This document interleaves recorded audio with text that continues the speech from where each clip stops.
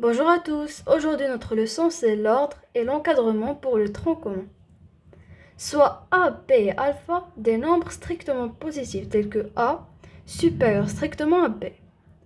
Comparez les deux réels A et B tels que A est égal racine de A, racine de petit a plus alpha moins racine de A plus B et B est égal racine de B plus alpha moins racine de B.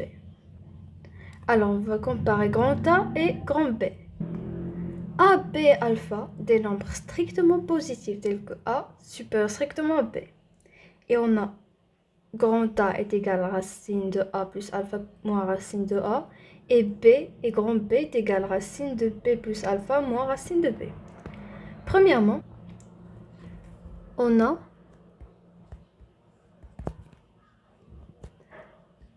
la racine de A plus alpha moins la racine de A, facteur de la racine de A plus alpha plus la racine de A est égal. J'ai multiplié par sa partie conjuguée. Et voici une identité remarquable qui est la troisième. Racine de A plus alpha moins racine de A, facteur de racine de A plus alpha plus racine de A. Racine de A qui est égale à racine de A plus alpha au carré qui est A plus alpha. Moins racine de A au carré qui est A, moins A, qui est égal à alpha. Maintenant, je vais faire la même chose pour grand B. Et on a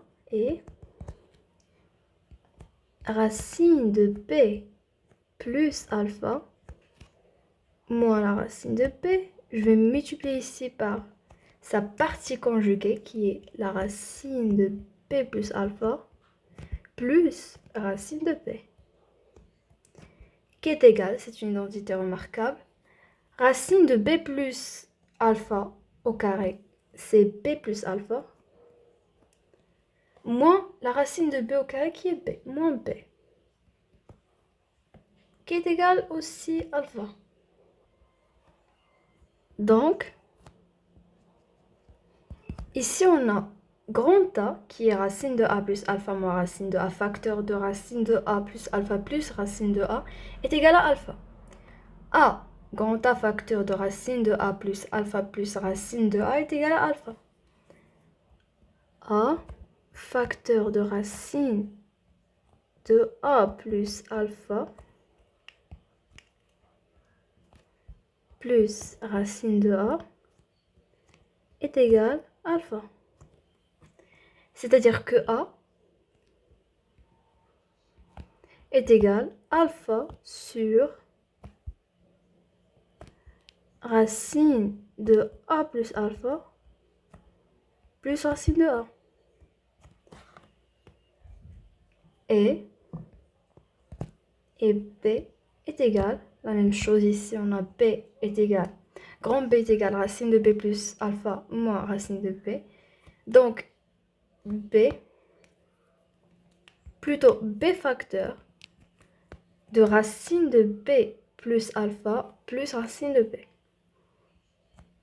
Racine de B plus alpha plus racine de B qui est égal à alpha. C'est-à-dire que B est égal à alpha sur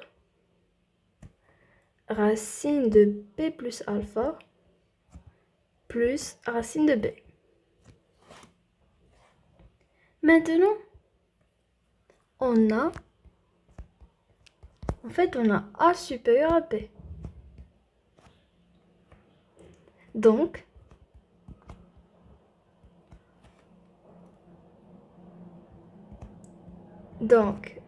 A plus alpha est supérieur strictement à plus, B plus alpha. Ici, A plus alpha. Donc, ou bien ça veut dire que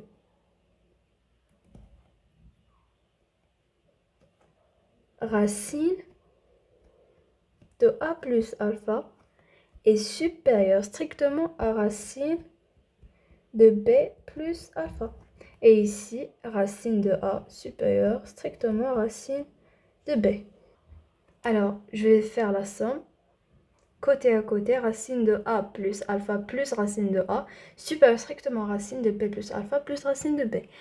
Alors,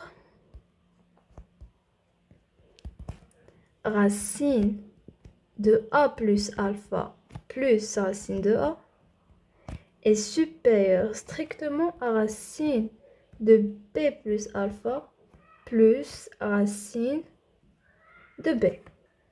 Maintenant, je vais comparer leurs opposés. En fait, je veux dire leur inverse. C'est-à-dire que 1 sur racine de A plus alpha plus racine de A, l'ordre va changer, inférieur strictement à 1 sur racine de B plus alpha plus racine de B. En fait, on a dans les données alpha supérieur à un nombre strictement positif, c'est-à-dire supérieur strictement à 0. Donc, je peux faire la multiplication par alpha. D'où on aura alpha sur racine de A plus alpha plus racine de A, qui est inférieur strictement à alpha sur racine de B plus alpha plus racine de B. Or ici on a alpha sur racine de A plus alpha plus racine de A est égal à grand A, et alpha sur racine de B plus alpha plus racine de B est égal à grand B. D'où bien donc A inférieur strictement à B. Et voilà, on a comparé les deux réels grand A et grand B. C'était la vidéo d'aujourd'hui, j'espère qu'elle vous a plu. À la prochaine!